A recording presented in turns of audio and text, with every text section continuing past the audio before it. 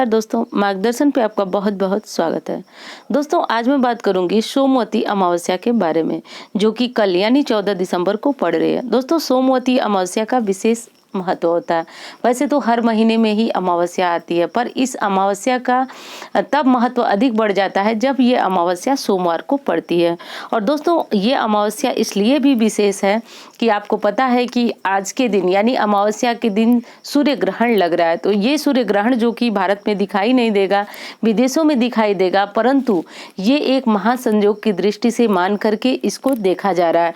और इस दिन अगर हम कोई विशेष उपाय करते हैं तो ये हमारे लिए विशेषकर लाभप्रद होता है। जैसा कि दोस्तों आप सभी जानते हैं कि अमावस्या तिथि में पितरों के निमित्त दान करना और गंगा नदी में या किसी पवित्र नदी में स्नान करना, ये हमारे लिए विशेषकर बहुत अधिक लाभकारी होता है।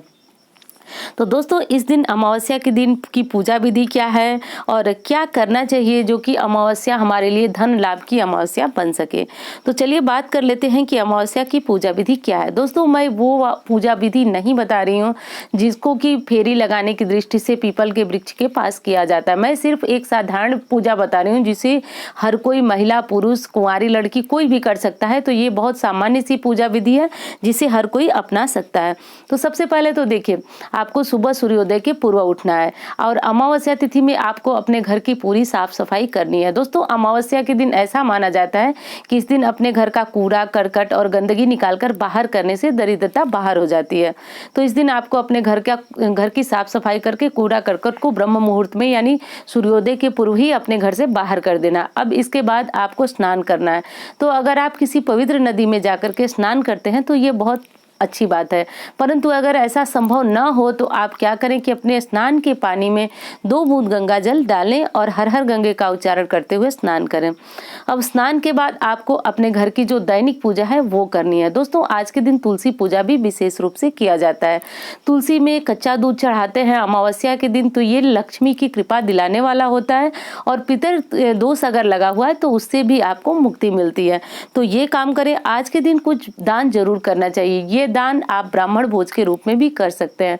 तो ब्राह्मण भोज कराना अगर संभव हो तो आज के दिन आप अपने घर ब्राह्मणों को बुलाएं और उनको भोजन कराएं।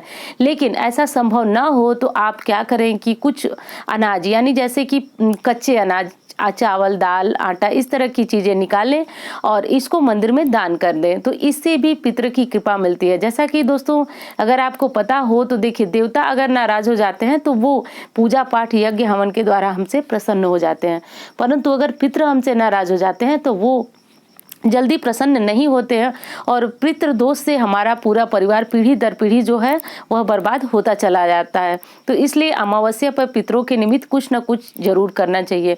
अब इसके बाद आप अपने घर की पूजा कर लीजिए, दान निकाल लिए। अब इसके बाद आती है मंदिर जाने की बारी।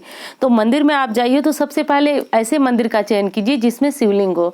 अब शिवलिंग के पास जाकर के आपको जो चीजें उपलब्ध हो, यानी देखिए दूध, दही, घी, शहद, जो चीजें आपको उपलब्ध हो सके उससे विधिवत बेलपत्र ले लीजिए और विधिवत भगवान भोलेनाथ की पूजा कीजिए। दोस्तों, ऐसा कहा जाता है कि शिवलिंग में साक्षात रूप से भगवान भोलेनाथ का वास होता है।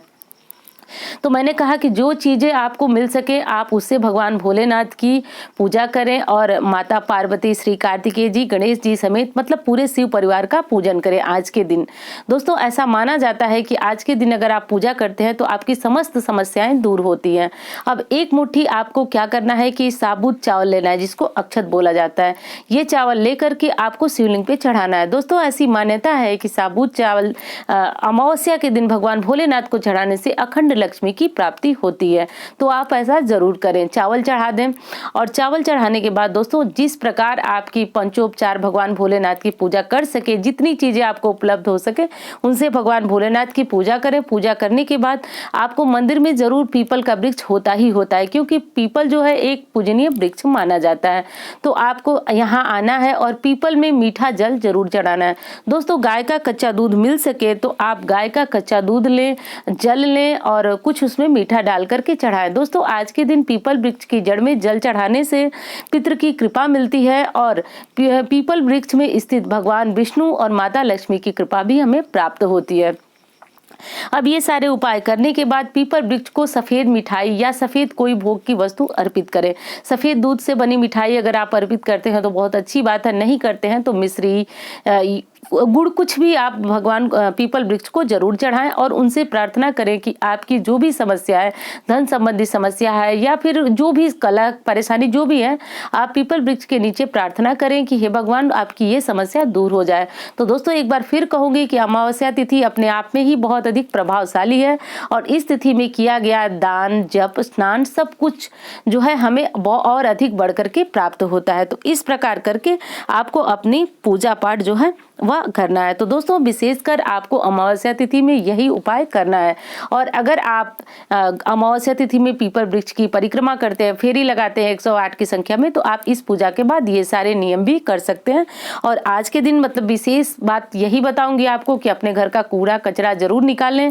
और दूसरी चीज है कि अमावस्या तिथि में आपको अपने घर की दहलीज को यानी घर का जो मुख्य दरवाजा होता है वहां पे साफ सफाई रखें, संध्या समय दीपक जलाएं और घर में आपको गायत्री मंत्र का उच्चारण भी आज के दिन अवश्य करना चाहिए। या नहीं कर सकते हैं तो आप किसी मोबाइल वगैरह में रख करके और सुन ले। ऐसा करने से घर की नकारात्मक ऊर्जा दूर होती है।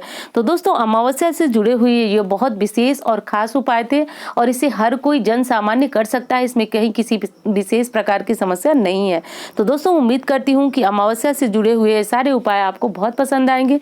मिलती हूँ इसी तरह की वीडियो के साथ। धन्यवाद।